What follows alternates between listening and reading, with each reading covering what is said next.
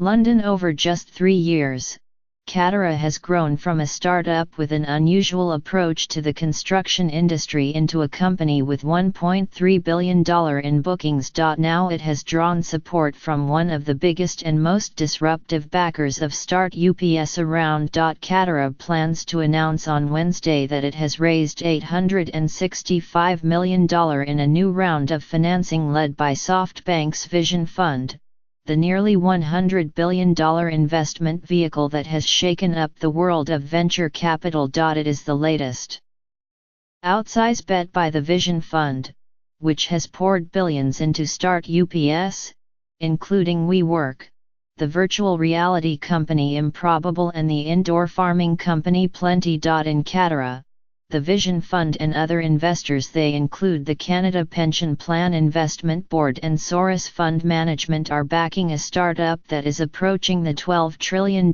construction industry in a new way.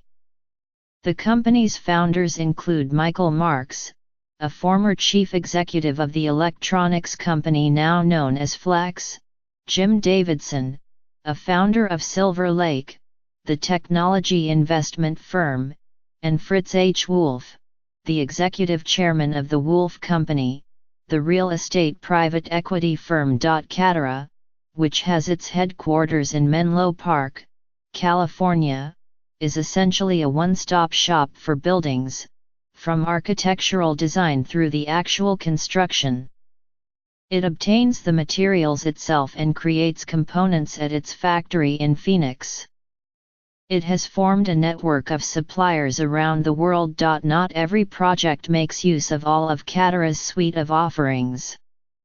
The Union South Bay residential apartment complex in Carson, California, for example, is being built by Katerra from a design created by architects Orange. The idea, according to Mr. Marks, is to approach construction more like a factory run by Toyota, which is known for efficient mass production, rather than the current method of assembling disparate components in a less organized fashion. The business model has similarities to that of the electronics industry, which Mr. Marks and one of the company's biggest investors, Foxconn, know well. The idea is to not have every building be a one-off prototype. The company says it's shocking how poorly things work, Mr. Marks said of the construction industry in a telephone interview. He added, "There's a lack of quality processes throughout the system." By contrast, Katerra's approach, he contends, allows clients to save money and erect buildings like offices and multifamily homes more quickly. While Katerra loses money now, Mr. Marks said that the company was on track to become profitable as soon as next year. That different approach had already drawn the interest of prominent investors like Foxconn, DFJ, the venture capital firm, and Louis Bacon, the hedge fund mogul.